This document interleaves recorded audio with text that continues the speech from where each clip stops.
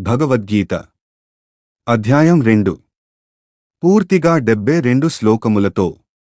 భగవద్గీత అధ్యాయం 2 పేరు సాంఖ్యయోగం. సాంఖ్యయోగము అంటే జ్ఞానయోగము లేదా జ్ఞానమార్గము అని అర్థం. ఈ అధ్యాయం గీతలో చాలా ముఖ్యమైనది. ఇక్కడ నుండి శ్రీకృష్ణుడు అర్జునునికి నిజమైన బోధను ప్రారంభిస్తాడు. ఇందులో ఆత్మ అమృతత్వము, కర్తవ్యము, ధర్మము, కర్మయోగము, జ్ఞానయోగము వంటి విషయాలను వివరిస్తాడు. భగవద్గీత అధ్యాయం 2 శ్లోకం 1. సంజయ ఉవాచ తమ్మధా కృపయావిష్టమశ్రు పూర్ణాకులేక్షణం విషీదంతమిదం వాక్యం ఉవాచ మధుసూదనః. సారాంశం: ఈ శ్లోకంలో సంజయుడు ధృతరాష్ట్రునికి వివరించాడు. అర్జునుడు కరుణతో నిండిపోయి, కన్నీళ్లతో కళ్ళు నిండిపోయి, శోకంలో మునిగిపోయాడు. అతను యుద్ధం చేయలేని స్థితిలో ఉన్నాడు. ఇంత దుఃఖంలో మునిగిపోయిన అర్జునుని చూసి మధుసూదనుడు, శ్రీకృష్ణుడు తన బోధను ప్రారంభించాడు. ఇది గీతా బోధ ప్రారంభమైన ముఖ్య క్షణం.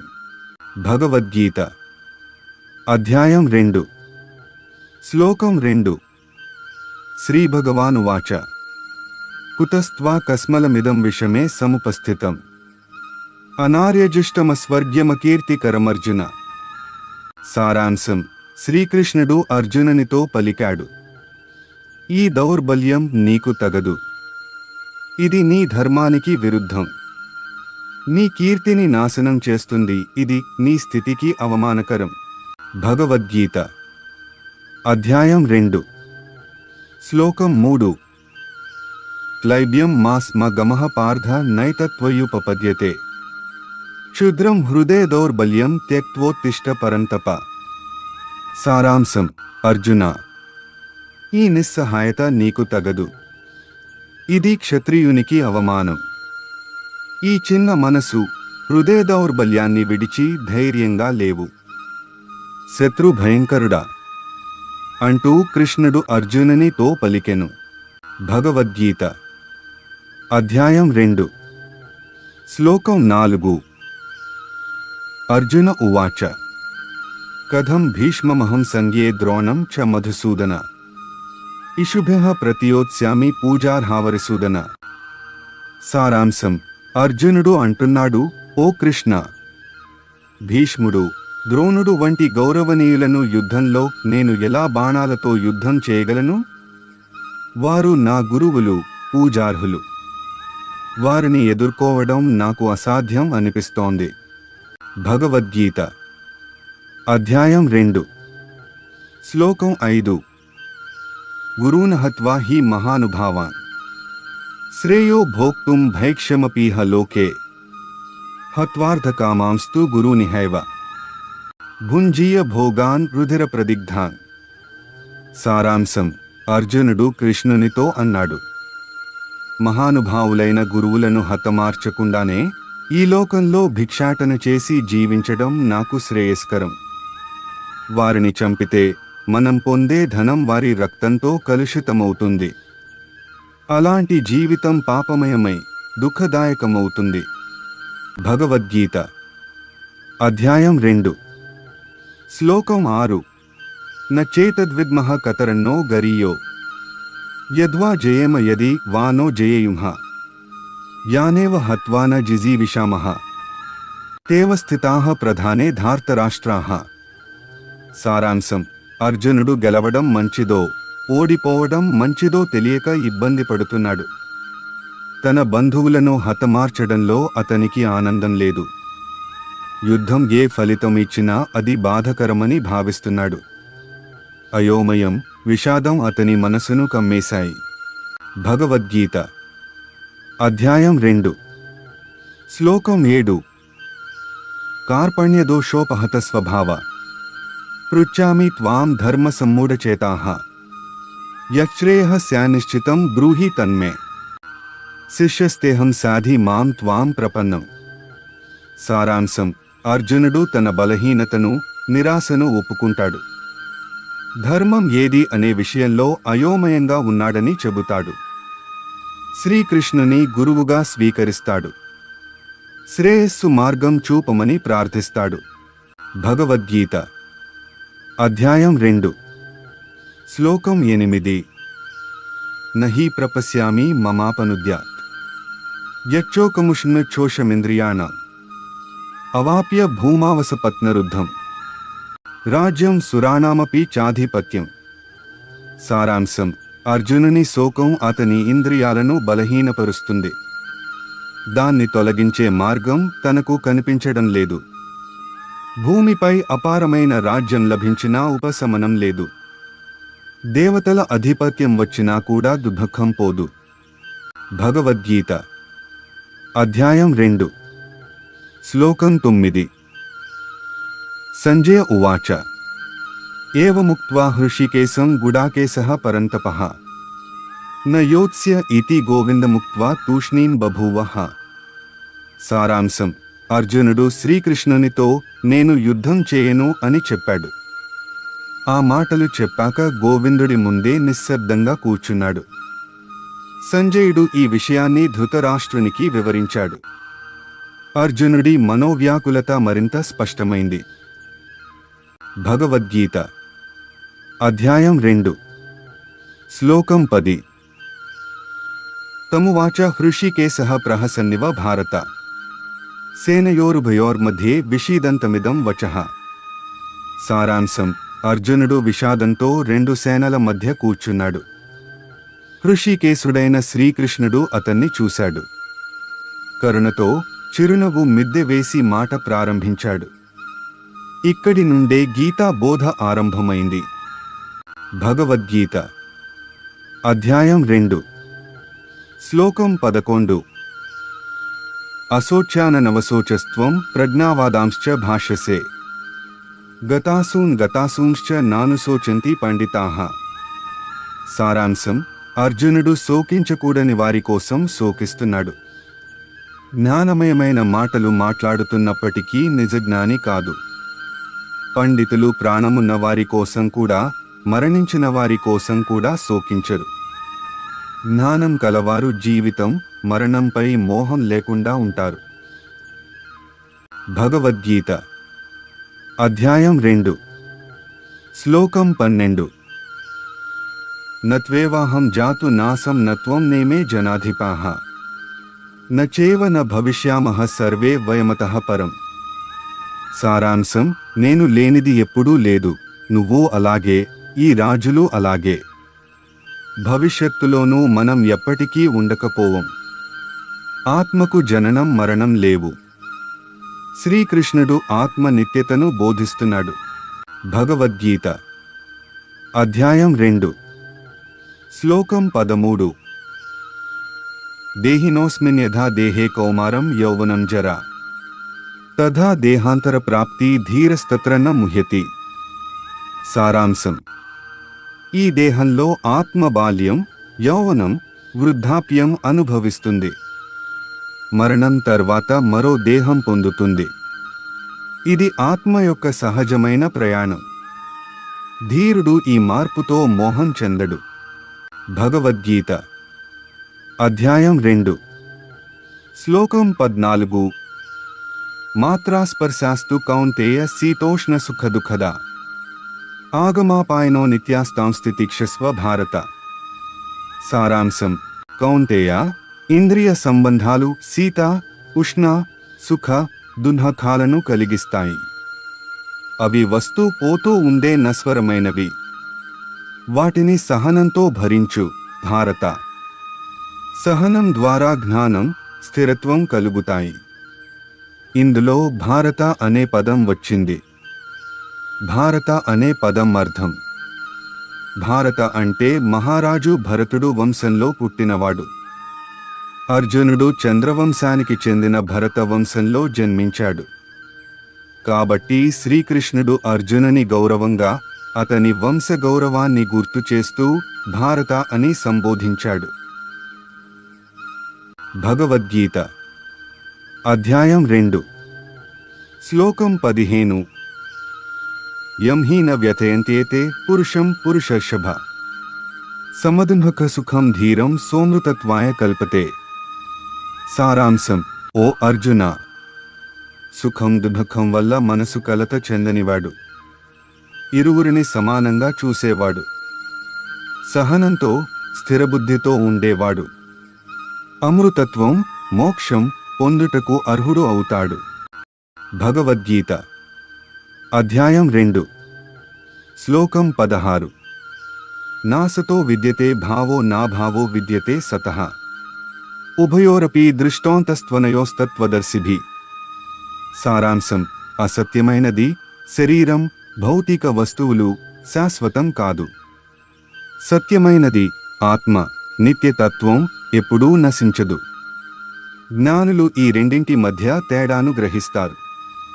కాబట్టి నశించేది కాకుండా నిత్యమైన దానిపై దృష్టి పెట్టాలి. భగవద్గీత అధ్యాయం 2 శ్లోకం 17. అవినాశీ తు తద్విద్ధి ఏన సర్వమిదం తతం వినాశమవ్యయస్యాస్య న కశ్చిత్ కర్తుమర్హతి. సారాంశం: ఆత్మ శాశ్వతము, అవినాశము. అది సర్వంలో వ్యాపించి ఉంటుంది. ఎవరూ దానిని నాశనం చేయలేరు.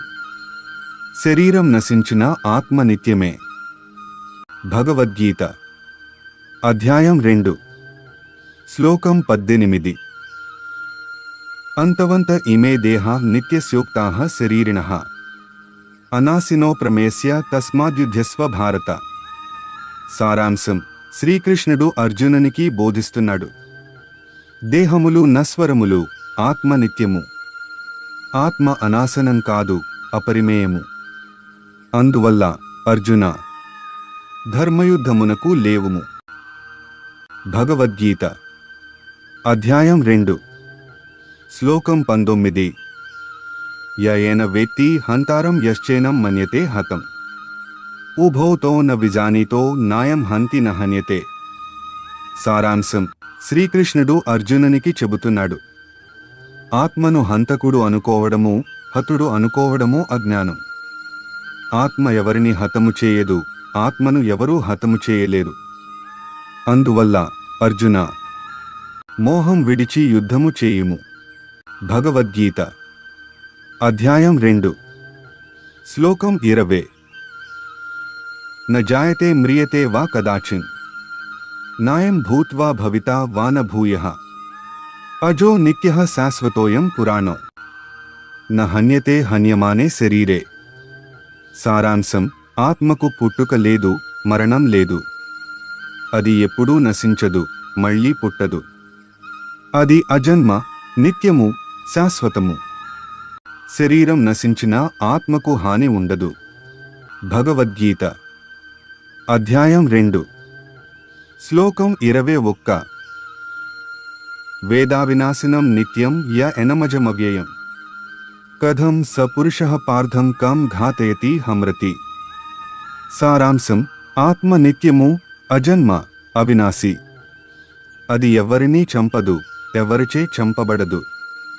ఈ సత్యం గ్రహించినవాడు హంతకుడని, హతుడని చూడడు.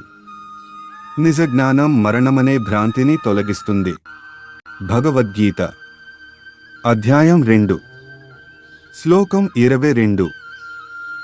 వాసాంసి జీర్ణాని యథా విహాయ నవాని గృహ్ణాతి నరోపరాణి తథా శరీరాణి విహాయ జీర్ణ న్యన్యాని సంయాతి నవాని దేహి. సారాంశం: శరీరం తాత్కాలికం, వస్త్రాల వలె. ఆత్మపాత శరీరాన్ని విడిచి కొత్తదాన్ని స్వీకరిస్తుంది. మరణం అంతం కాదు, రూపాంతరం మాత్రమే. ఆత్మ నిత్యమైనది, అస్పృశ్యమైనది. భగవద్గీత అధ్యాయం 2 శ్లోకం 23.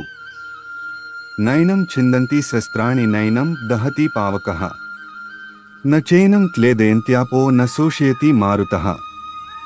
సారాంశం: ఆత్మను ఆయుధాలు కోయలేవు, అగ్ని దహింపలేవు, నీరు తడపలేవు, గాలి ఎండబెట్టలేను.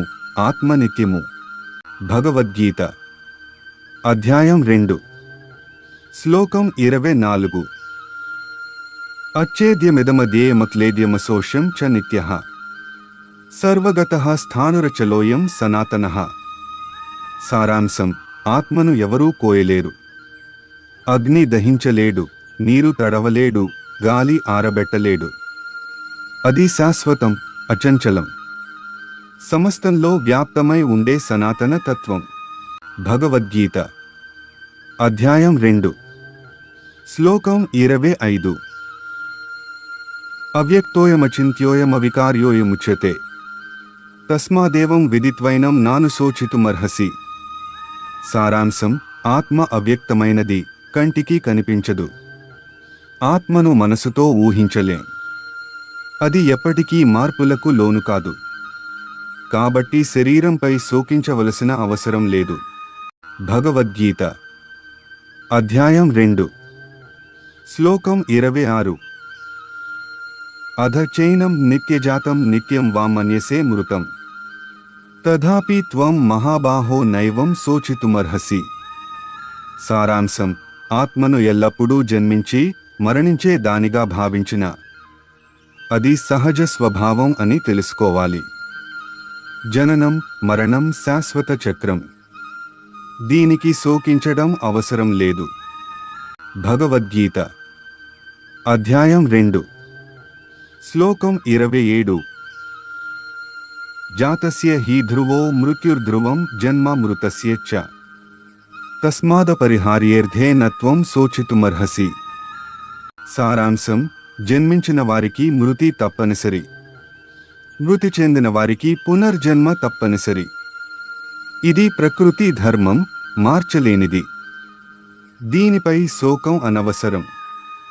భగవద్గీత అధ్యాయం 2 శ్లోకం 28. అవ్యక్తాదీని భూతాని వ్యక్తమధ్యాని భారత అవ్యక్తనిధనాన్యేవ తత్రకా పరిదేవన. సారాంశం: జీవులు ఆరంభంలో కనిపించరు, అవ్యక్తం. జీవితంలో కొంతకాలం మాత్రమే వ్యక్తమై ఉంటారు. మరణానంతరం మళ్ళీ అవ్యక్త స్థితిలోకి వెళ్తారు. కనుక కనిపించడం, కనబడకపోవడం తాత్కాలికమే. ఆత్మ శాశ్వతం, శరీరమే నశించేది. అందువల్ల మరణం మీద శోకించటానికి అవసరం లేదు. భగవద్గీత అధ్యాయం 2 శ్లోకం 29.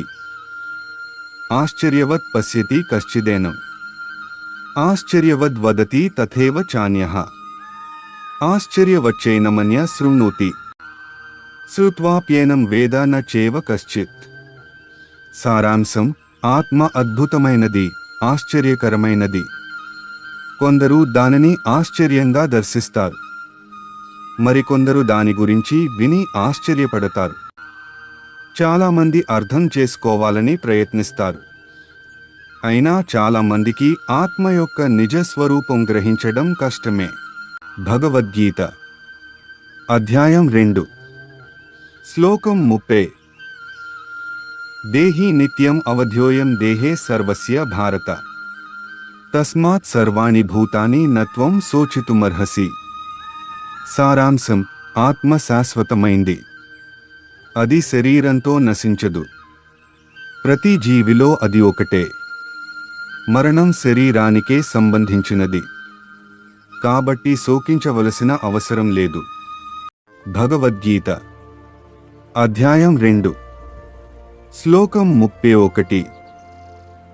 స్వధర్మమపి చావేక్ష్య న వికంపితుమర్హసి ధర్మ్యాద్ధి యుద్ధాశ్చర్యోన్యత్ క్షత్రియస్య న విద్యతే. సారాంశం: ప్రతి ఒక్కరికీ తమ స్వధర్మం ఉంటుంది.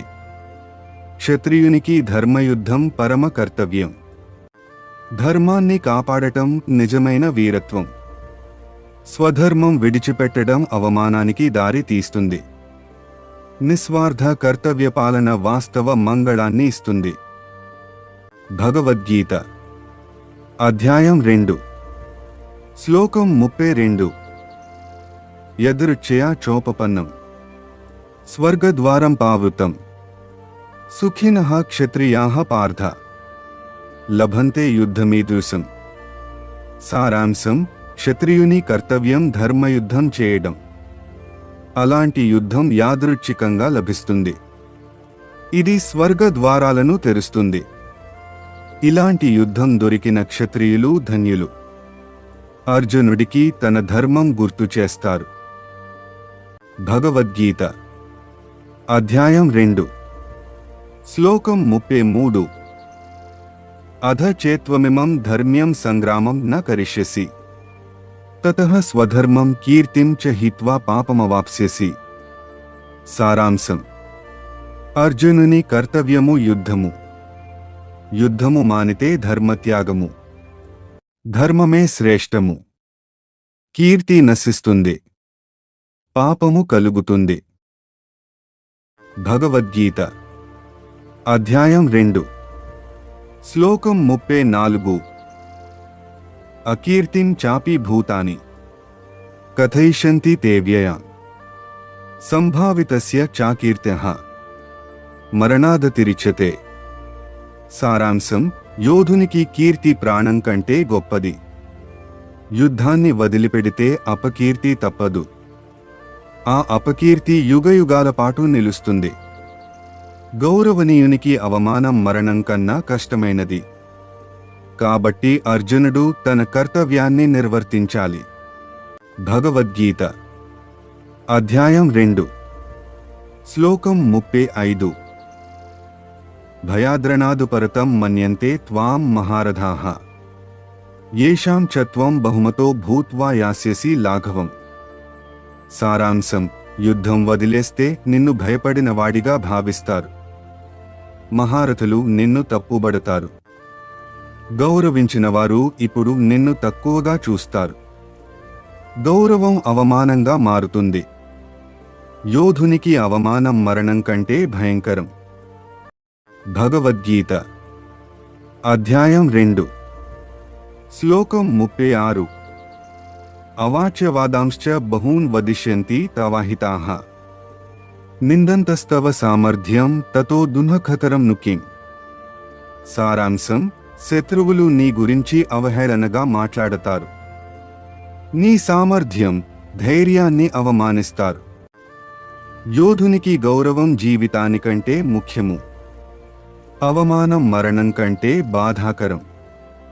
కర్తవ్యాన్ని విడిచిపెట్టడం నష్టమే. భగవద్గీత అధ్యాయం 2 శ్లోకం 37. హతో వా ప్రాప్స్యసి స్వర్గం జిత్వా వా భోక్ష్యసే మహీం తస్మాదుత్తిష్ట కౌంతేయ యుద్ధాయ కృతనిశ్చయః. సారాంశం: యుద్ధంలో చనిపోతే స్వర్గం లభిస్తుంది. గెలిస్తే భూమిలో రాజ్యభోగాలు పొందుతావు. 2 ఫలితాలు క్షత్రియునికి శ్రేయస్కరమే. కాబట్టి భయపడక యుద్ధానికి సిద్ధమవు. దృఢనిశ్చయంతో ధర్మయుద్ధం చేయుము. భగవద్గీత అధ్యాయం 2 శ్లోకం 38. సుఖదుఃఖే సమే కృత్వా లాభాలాభో జయాజయ తతో యుద్ధాయ యుజ్యస్వ నైవం పాపమవాప్స్యసి.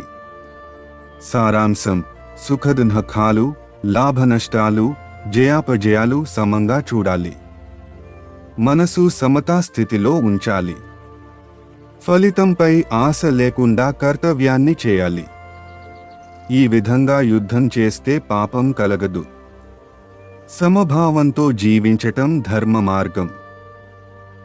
భగవద్గీత అధ్యాయం 2 శ్లోకం 39. ఏషా తే విహితా సాంఖ్యే బుద్ధిర్యోగే త్విమాం శృణు బుద్ధ్యా యుక్తో యయా పార్థ కర్మబంధం ప్రహాస్యసి. సారాంశం: కృష్ణుడు జ్ఞానం, సాంఖ్య మరియు యోగం రెండింటినీ వివరించాడు. కార్యాలు బుద్ధి మరియు వివేకంతో చేయాలి. కర్తవ్యాన్ని చేయడంలో ఆసక్తి బంధనం నుండి విముక్తి ఇస్తుంది. ఫలాలపై ఆధారపడటం కర్మబంధానికి కారణం. బుద్ధితో చేసిన కర్మ విముక్తికి దారితీస్తుంది. భగవద్గీత అధ్యాయం 2 శ్లోకం 40. నేహాభిక్రమనాశోస్తి ప్రత్యవాయో న విద్యతే స్వల్పమప్యస్య ధర్మస్య త్రాయతే మహతో భయాత్. సారాంశం: ఈ నిష్కామ కర్మ యోగ మార్గంలో చేసిన కృషి ఎప్పటికీ నశించదు. అసంపూర్ణంగా ఉన్న ఆధ్యాత్మిక ప్రయత్నం యొక్క ఫలం శాశ్వతంగా నిలిచి ఉంటుంది. ఈ ధర్మబద్ధమైన పని వలన వ్యతిరేక ఫలితం, దోషం లేదా పాపం కలగదు. తప్పుగా ఆచరించినా కూడా నష్టం లేదా ప్రతికూలత అనేది ఉండదు. ఈ ధర్మము యొక్క కొద్దిపాటి ఆచరణ కూడా గొప్ప భయం, జనన మరణ చక్రం నుండి రక్షిస్తుంది. భగవద్గీత అధ్యాయం 2 శ్లోకం 41. వ్యవసాయాత్మిక బుద్ధిరేకేహ కురునందన బహుశాఖా హ్యనంతాశ్చ బుద్ధయో వ్యవసాయన. సారాంశం: దృఢమైన సంకల్పమే విజయానికి మార్గం. జ్ఞానులు ఒక లక్ష్యంపై మనస్సు కేంద్రీకరిస్తారు. అస్థిర మనస్సు అనేక దిశల్లో తిరుగుతుంది. ఏకాగ్రతతో ఆత్మబలం పెరుగుతుంది. కృష్ణుడు అర్జునుని స్థిరబుద్ధిని అలవరచమని ఉపదేశిస్తున్నాడు. భగవద్గీత అధ్యాయం 2 శ్లోకం 42. యామిమాం పుష్పితాం వాచం ప్రవదంత్య విపశ్చిత వేదవాదరతాః పార్థ నాణ్యదస్తీతి వాదినః. సారాంశం: కర్మకాండలో మునిగినవారు వేదాల పుష్పిత వాక్యాలను పొగుడుతారు. వారికి స్వర్గం, భోగమే లక్ష్యం. నిజమైన జ్ఞానం వారికి దూరం. వేదాలు చెప్పిన దానికంటే మించి ఏమీ లేదని నమ్ముతారు. శ్రీకృష్ణుడు అర్జునుడికి దీనిని అధిగమించమని ఉపదేశిస్తాడు. భగవద్గీత అధ్యాయం 2 శ్లోకం 43. కామాత్మానః స్వర్గపర జన్మకర్మఫలప్రదాం క్రియా విశేషబహుళాం భోగేశ్వర్యగతిం ప్రత్యహ. సారాంశం: కామాసక్తులు స్వర్గాన్నే పరమగతిగా భావిస్తారు. ఫలాపేక్షతో యజ్ఞాలు చేస్తారు. భోగం, ఐశ్వర్యం పైనే వారి మనసు ఉంటుంది. లోకసుఖాల్లో చిక్కుకొని పోతారు. నిజమైన జ్ఞానం వారికి అందదు. భగవద్గీత అధ్యాయం 2 శ్లోకం 44. భోగేశ్వర్య ప్రసక్తానాం తయాపహృత చేతసాం వ్యవసాయాత్మిక బుద్ధిః సమాధో న విధీయతే. సారాంశం: భోగం, ఐశ్వర్యం పట్ల ఆసక్తి మనసును చెదరగొడుతుంది. అలాంటి మనసుకు స్థిర బుద్ధి ఉండదు. ఆత్మజ్ఞానం మీద ఏకాగ్రత తగ్గుతుంది. మోహం, లోభం సమాధిని నశింపజేస్తాయి. నియమం, శాంతి వలన స్థిర బుద్ధి కలుగుతుంది. భగవద్గీత అధ్యాయం 2 శ్లోకం 45. త్రైగుణ్య విషయ వేదా నిస్త్రైగుణ్యో భవార్జున నిద్వంద్వో నిత్యసత్వస్థో నిర్వ్యోగక్షేమాత్మవాన్. సారాంశం: వేదాలు 3 గుణాలకు సంబంధించినవి. అర్జున, వాటిని అధిగమించుము. ద్వంద్వాల, సుఖదుఃఖాలు నుండి విముక్తుడవుము. నిత్యసత్వంలో స్థిరుడవుము. ఆత్మజ్ఞానంలో స్థిరుడవై నిర్వ్యోగక్షేమంగా ఉండుము. భగవద్గీత అధ్యాయం 2 శ్లోకం 46.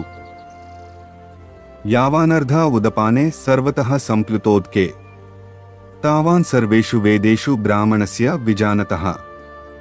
సారాంశం: పెద్ద సరస్సు ఉన్నప్పుడు చిన్న బావి అవసరం ఉండదు. అలాగే ఆత్మజ్ఞానం ఉన్నవారికి వేదాలన్నీ నిండుగా అర్థమవుతాయి.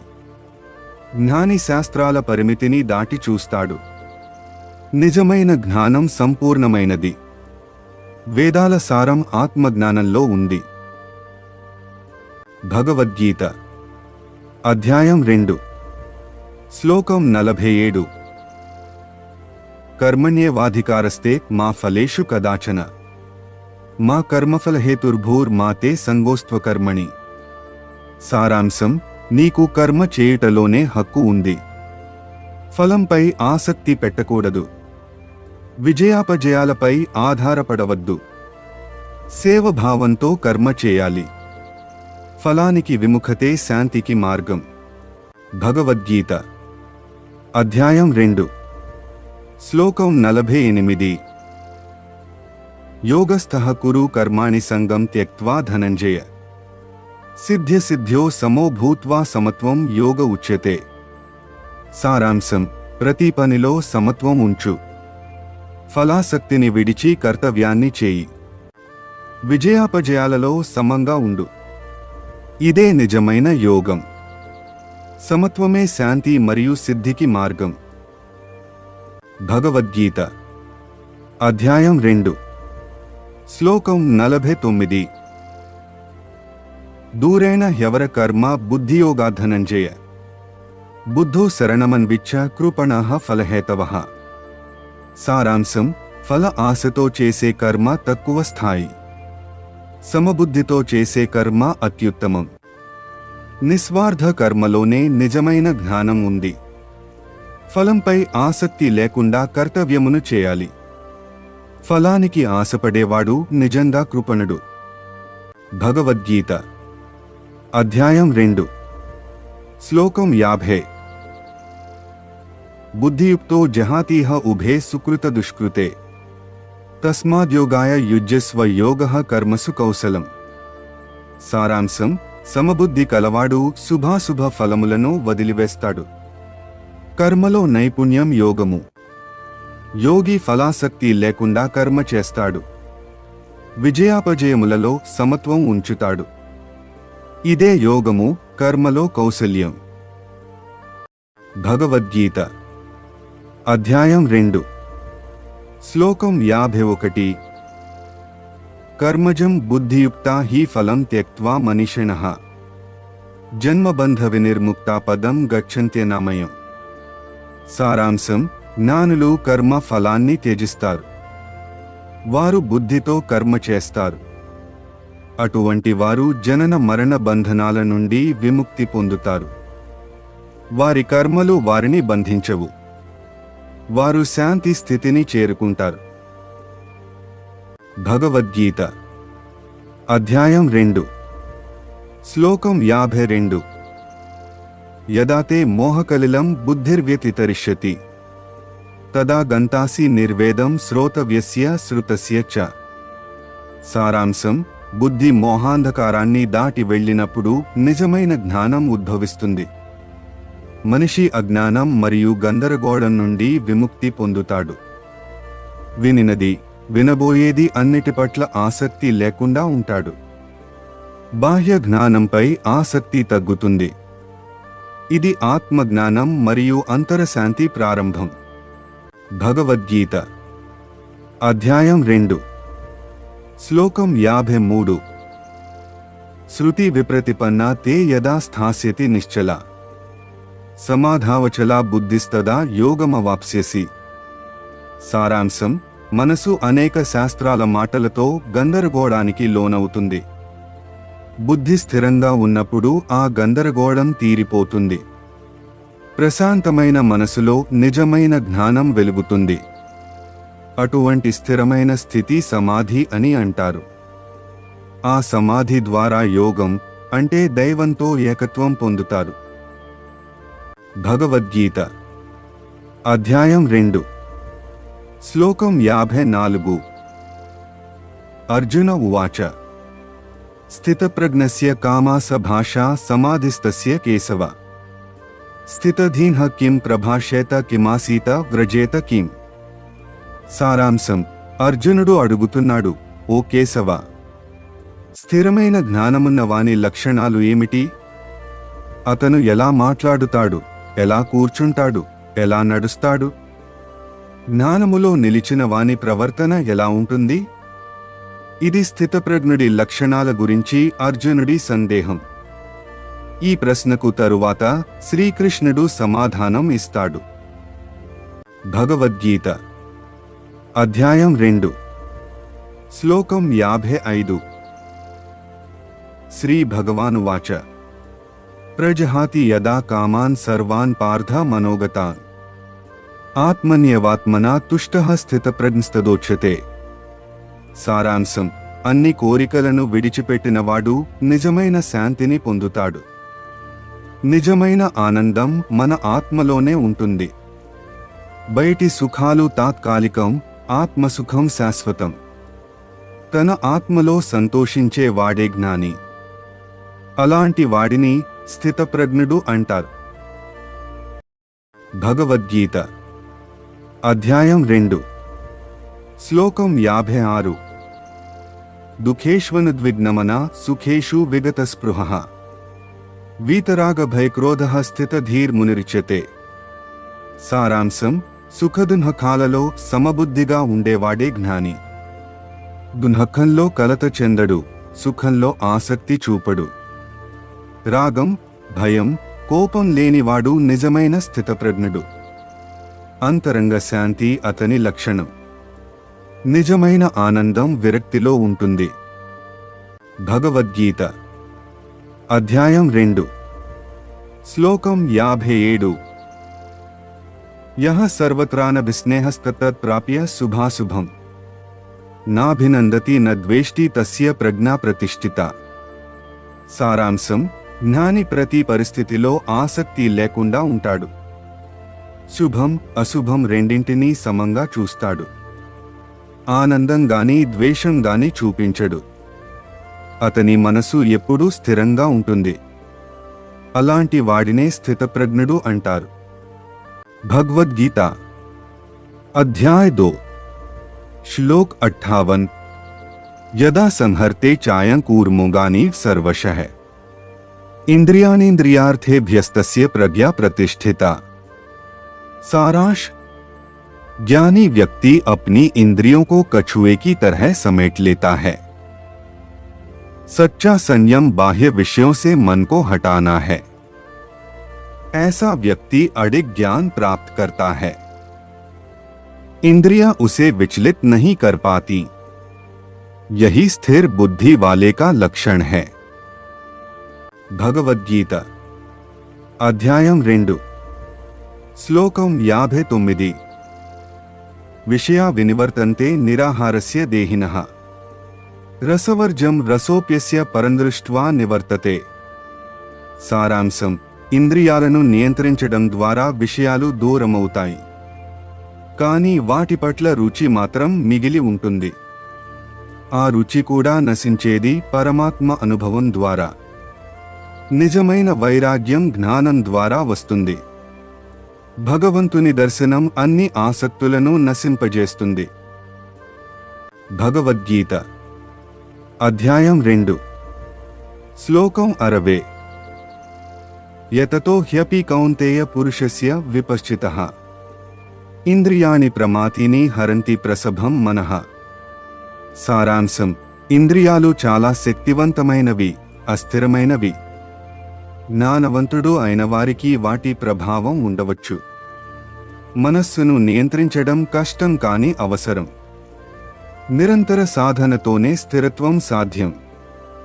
ఇంద్రియ జయం ద్వారా శాంతి మరియు జ్ఞానం పొందవచ్చు. భగవద్గీత అధ్యాయం 2 శ్లోకం 61.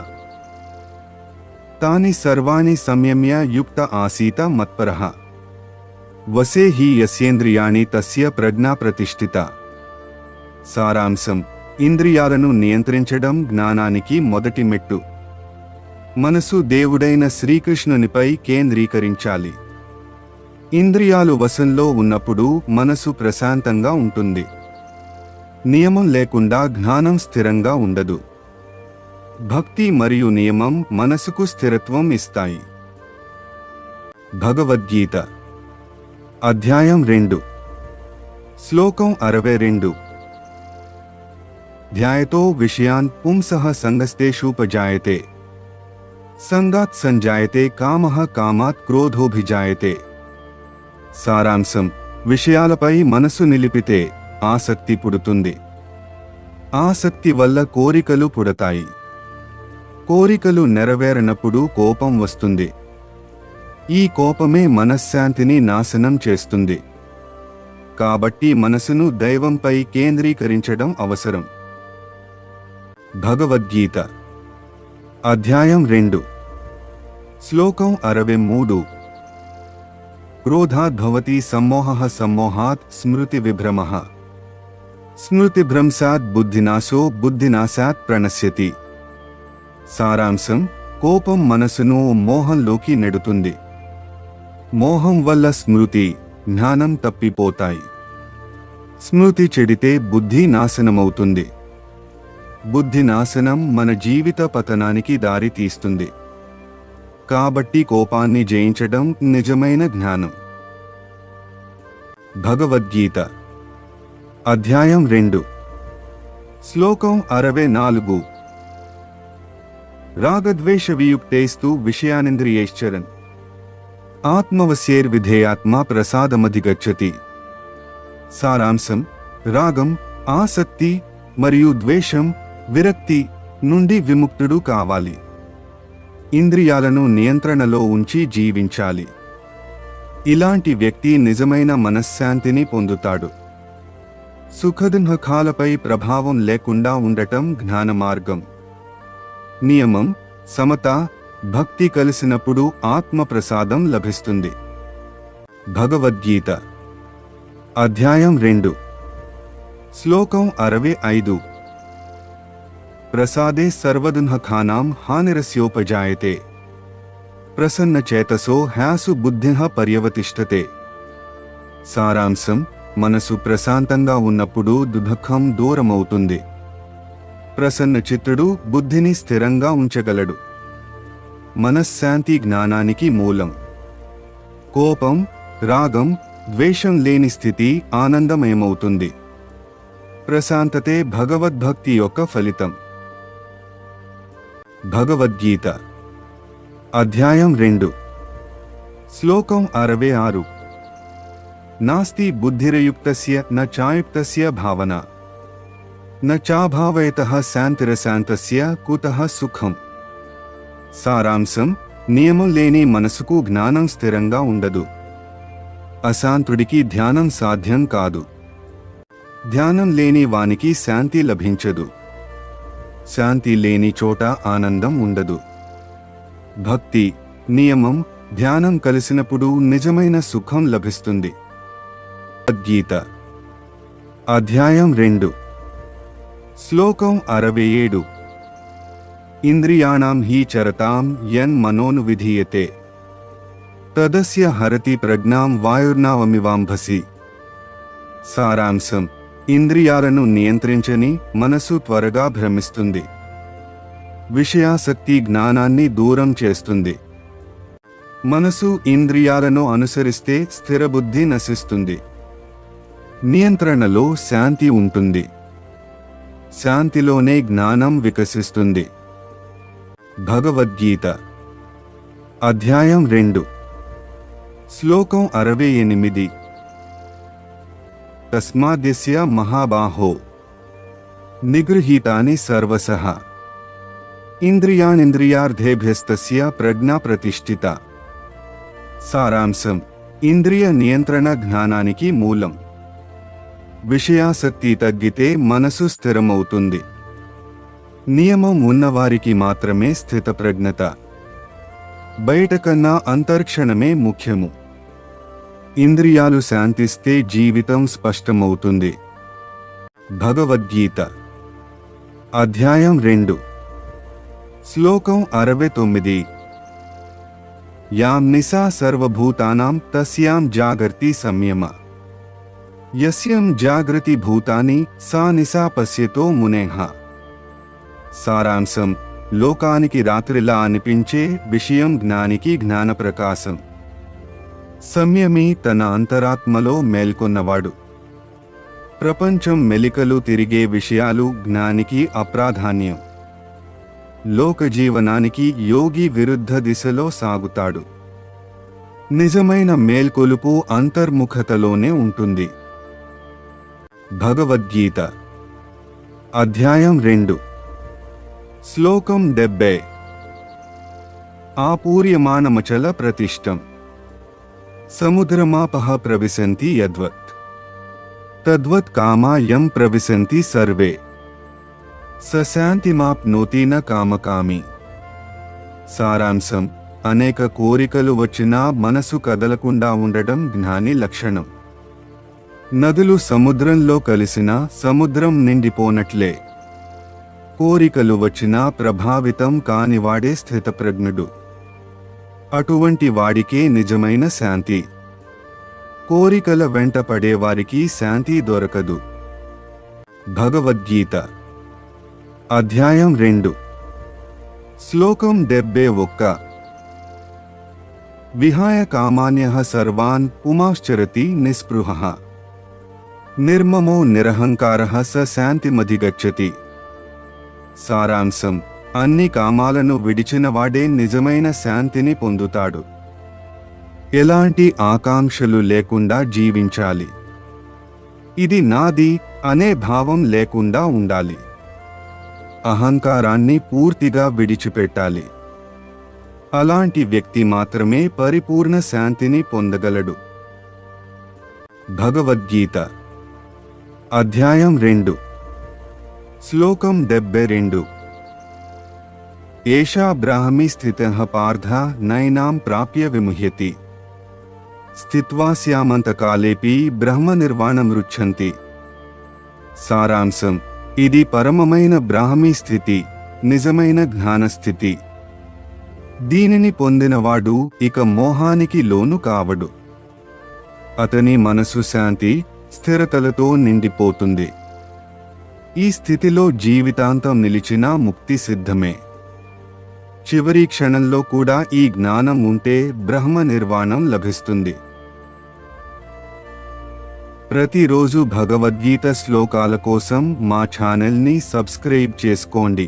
ఈ శ్లోకం మీకు నచ్చినట్లయితే మిత్రులతో షేర్ చేయండి. జై శ్రీకృష్ణ.